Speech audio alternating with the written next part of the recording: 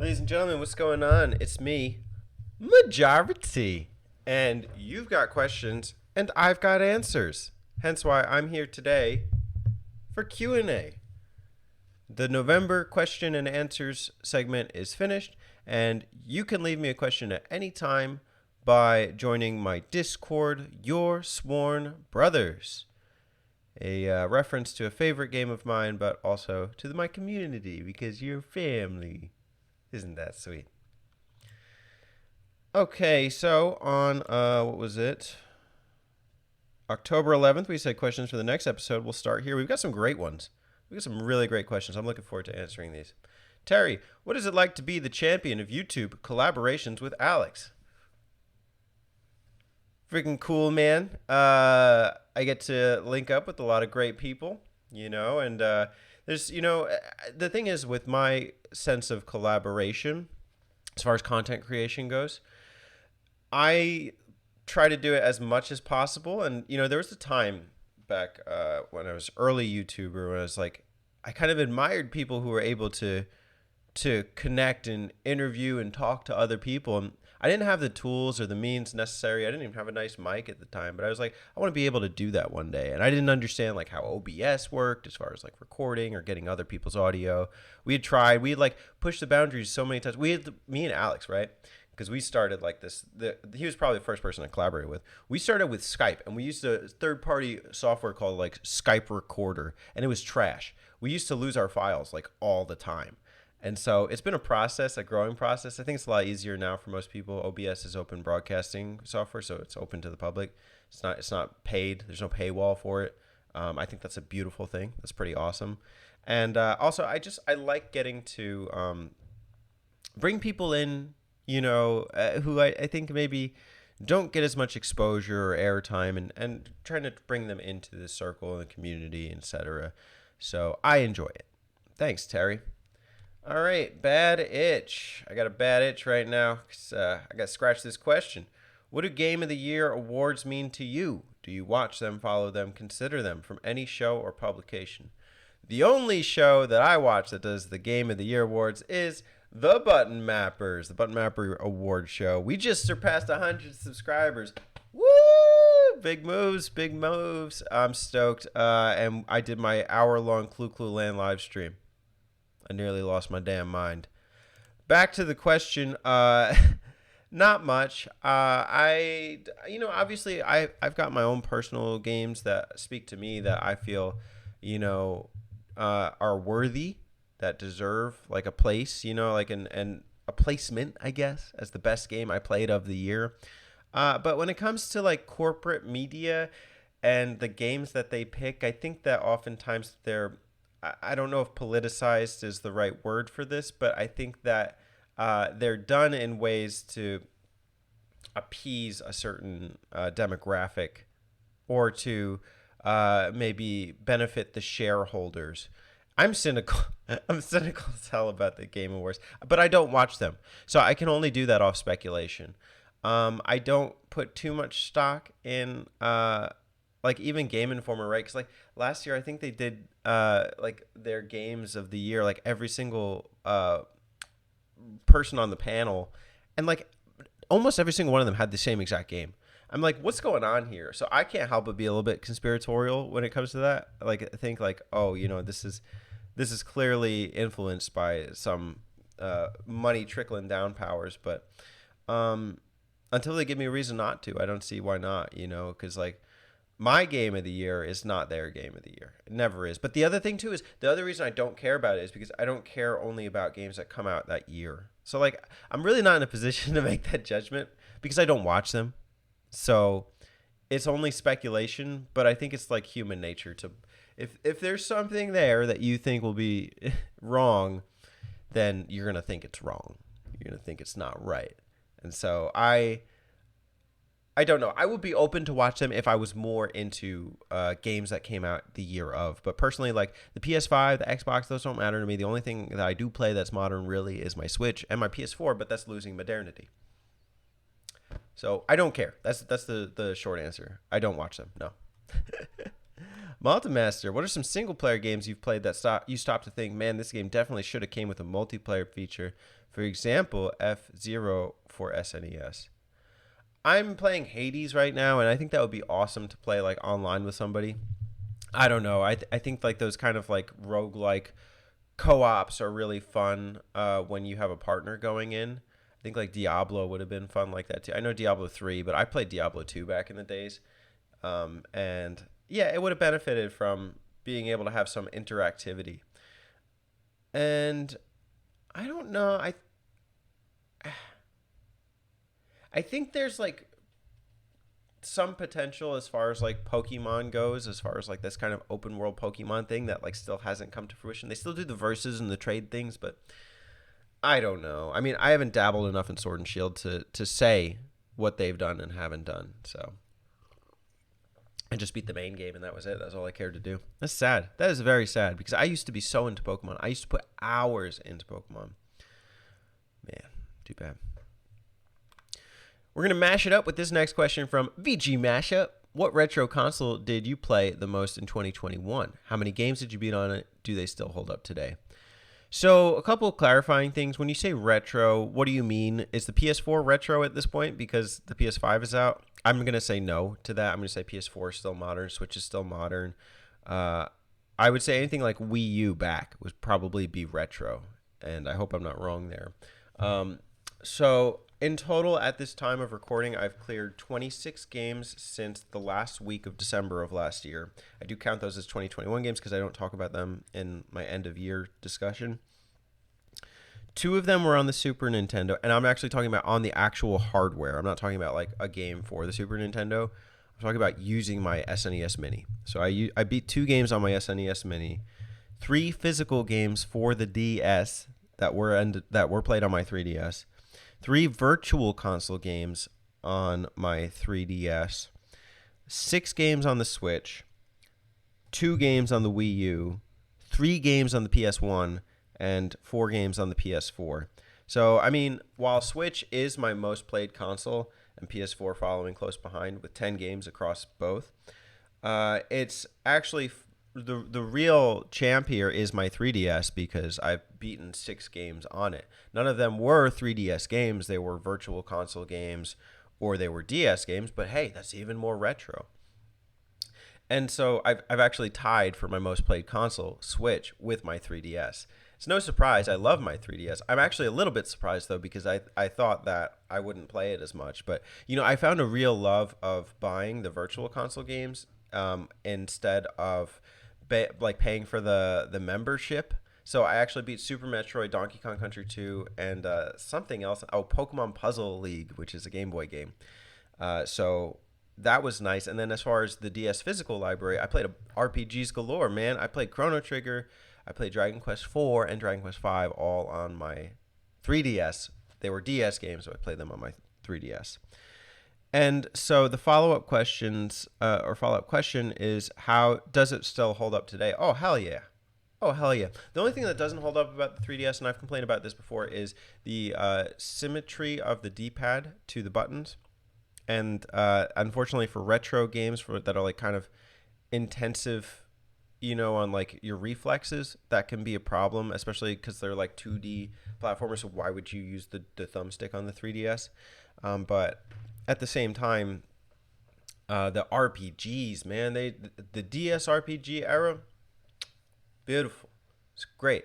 And then also I love like Super Metroid is like, I think you don't really need access to you don't have to have like the highest reflexes to play Super Metroid. Donkey Kong Country 2 was a different story. Maybe that would have been better to play like on the Switch or something, but that's okay. I didn't mind owning it and playing it that way. It helped me like focus only on the game at that time. The 3DS unit itself absolutely holds up. I bought myself a new 3DS model sometime last year, I want to say, and it was a treat. I bought it so that I really could enjoy my Dragon Quest, and it's been a success. I played through Dragon Quest 4 and Dragon Quest 5.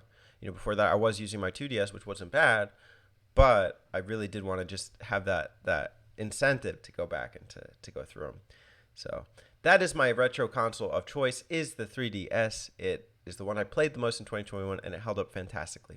wonderful. And I think before the 3DS shop closes, a lot of you should go out and try and get a new 3DS or something, and just a high gigabyte SD card because the SMT games, man, you don't want to buy those physically, or Dragon Quest. They're just too expensive. They're just too expensive. But yeah, 3DS baby, still going strong. 2021. Great question. All right, we got Alex next, aka Terry's Best Daydream. What is your earliest gaming memory or the first time you remember playing video games, and how did that impact you? Went over to my friend Buddy's house when I was like 5 years old. Friend. I would never say I was actually friends with him, but like your parents link you up with other kids, and so like I knew him that way. He had an N64 and he was playing Star Fox, and I was really impressed. That was the time I decided I need to get myself an N64. Another time, and I have trouble placing these side by side, which one came first. I think that was the first one. The second time we went to a family Super Bowl party, a family friend Super Bowl party. And all the kids were upstairs playing games. I didn't know the kids, but I just watched them play. I watched them like traverse this overworld in some Final Fantasy game, and I was just in awe. I still don't know which one it was. It's crazy because I don't care about Final Fantasy in the slightest. But I just thought it was like breathtaking. And it was weird because it was like a 2D environment, like where the guy was going up a mountain or something. And it wasn't the most impressive thing, but at the time for me, at the young impressionable age, it was very, I don't know, it was enchanting in a way. And I was really into it. And so the impact of me with these gaming memories, I mean, Star Fox 64 is a damn good game. It got me into N64 video games, etc. And I think it's one of those iconic games that you can play, over and over. As far as the actual impact of the game on me, I don't know. It kind of got me in this kind of like gamer mood, I guess, because like that's a game where you do need to. It's not like the most intensive shooter game, but you do still need to be pretty good at it in order to clear, especially the Andros boss at the end and some of the all-range mode attacks when you're going against Team Starwolf. It gave me an appreciation for like this kind of cinematography in games. I think that's a game that's really well polished and cinematic. And the Final Fantasy memory, not so much. I wouldn't say it impacted me too much, but look at me now. I love my turn-based RPGs, so maybe that's just a hidden tidbit of a gem back there in the mind. I like the question. Thank you. BioPhoenix, hopefully I'm not too late. What is a game that came out the year that you were born that you like? What games came out in 1991? Was this a trick? Did you try to just get me to expose my age? Well, you won. You did it. Sonic 1. There you go. That's it.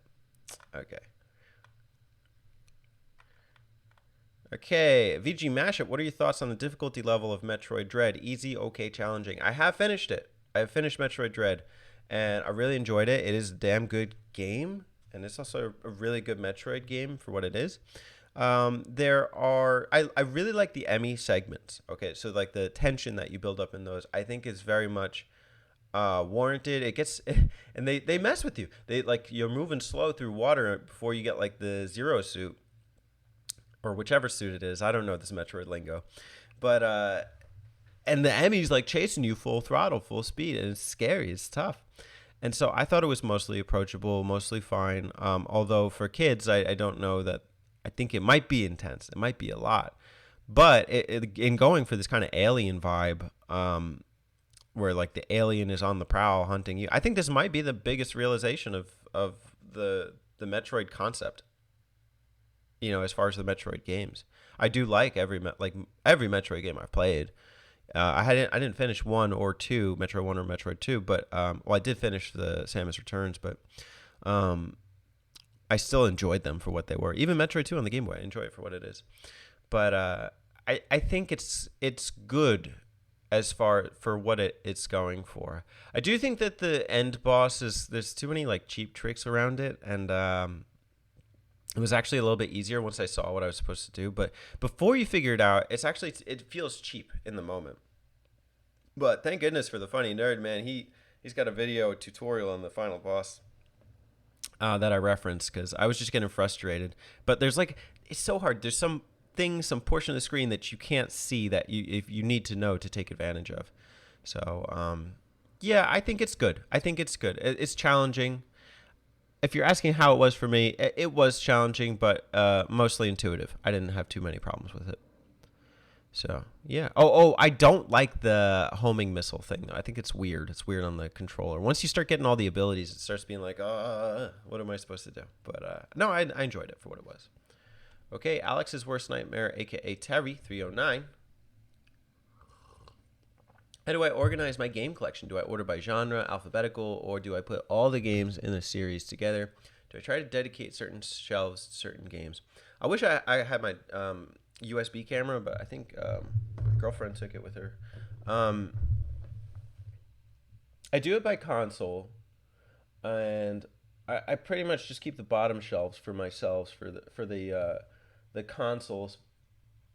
Obviously, by size, the smaller shelf has to get like the DS size case, and then I do like DS to 3DS, and I do it alphabetically, and then there's some rules to that actually, and I'm getting it wrong, but I also put PS1 games next to the DS games because they're about the same size. Um, so the chronological thing is not necessarily true, but I do alphabetical, and I do it by spine. So like the other thing too is like I have Japanese games, so those go before anything else, and then if there's like a game that's kind of like an aberration in how it looks, like say it's the player's choice for like the GameCube, like they have the yellow spines. I keep those alphabetical to the left of the main GameCube games, like, and so that will be one way. Another thing is steelbooks. I keep steelbooks at the end, so they don't interfere with the other games. And also, if I have games that are just like in like loose cases, not many. I do have a few though. I just keep them on the side. I don't alphabetize those, but alphabetical is the way to go for me. And then I try not to have excess on the shelf. Like I try not to stack games on top of other games if I'm not playing them, or if I have extras and the shelf doesn't fit it. I try and wean out games I'm not going to play or that I've played and I've had my fill of, and just to know I'm eventually going to sell or just donate them or something. So that's my organization strategy. Do I try to dedicate certain shelves to certain games? Primarily, it's based on the size thing. I don't really much care. But my current organization is DS to 3DS to PS1. That's first shelf. Second shelf, Switch to GameCube to Wii to boxed N64 games. Not many. I have like three actually. And then on the bottom, it's PS2, PS3, PS4, and then just extra like Wii U, etc. Yeah, that's my strategy. Cool question. All right, BioPhoenix, what's a book that I think would make for a great game? Have you ever read Foundation by Isaac Asimov? Oh, it's one of my favorites, and I've been meaning to reread it for a long time now. I've read like for the first 5 books in the series, and essentially it's an intergalactic civilization book that kind of spans eons, and you see the influence of like this kind of philosophy. Violence is the last refuge of the incompetent, trying to combat things with your mind as opposed to through violent means. But at the same time, I still think that there's this kind of awesome unexplored concept of colonial warfare, and it would work superbly for a strategy RPG, kind of maybe RTS style or some kind of wartime simulator or something. And I would love to see it, maybe kind of Sims-esque or something. Like, I don't know. But that, I think, would be amazing as far as books translated to games. But then again, if they just completely butcher it, I'd rather they didn't touch it at all. So it's a weird conundrum. Alex's worst nightmare. Will I change my name by deep hole to Geodude? I don't know what that means. Alex's worst nightmare, aka Terry309. What is your favorite BioPhoenix video? In recent memory, he did one on this kind of like obscure game that is for the TurboGrafx or the PC Engine 98, and it's about this like it's so weird and awful. He says it's one of the worst games he's ever talked about, and I really liked it. I'm gonna look up the name so I can tell you. It's called Saku Saku Daigoto Returns. That is a crazy game, and I love that he covered it. It was a very informative video, and and for a game that you know, it's untranslated or primarily untranslated. Like that's pretty cool. It's pretty cool that he's doing those kind of videos. But then also Trails of Cold Stone, like that's just a classic. Like he's got the first 2 episodes out, which I'm in. I'm in both. So, haha, I'm famous. But those are classic. Those are really good. Who's my favorite character in a simple series game? I don't know. I don't play those. Ray Racer 91, to ho or not to ho? Why? Why have you done this to me? Are you satisfied? I hope so. SNES map or potato chips or French fries? While I eat more potato chips, I've gained an affection for French fries lately, and especially some of those like crispy ones, like the crinkle cut waffle fries, things like that, cheese fries. That's good. That's good. Cold weather or warm weather? You're going extremes though. I actually go cold, I think, but it's hard because I don't like going outside when it's cold. But that's okay. But the warm, when it's too hot, man. I don't like being all sweaty and drippy and like, you know, I feel like I have to take a shower 3 times a day or stuff like that. So I go cold. That's my style. Are there any Christmas holiday themed games that I'm thinking of playing at the end of the year? No, not really. I'm not big into the holiday theme kind of thing. Like even during like Octobers, I don't really play like Spooky or Castlevania, etc. Just playing when I feel like it, when I want to. But as far as like good vibe games, like I'm just SMT5 all the way through the end of the year and then getting ready for Pokuary. So, you know, that'll be a big one. And then lastly, will we ever see a Terry 309 face reveal? Don't ask me. I can't answer that. Unless you're saying that I'm Terry. I'm not. I can't get his accent down. So that's how you know it's not me.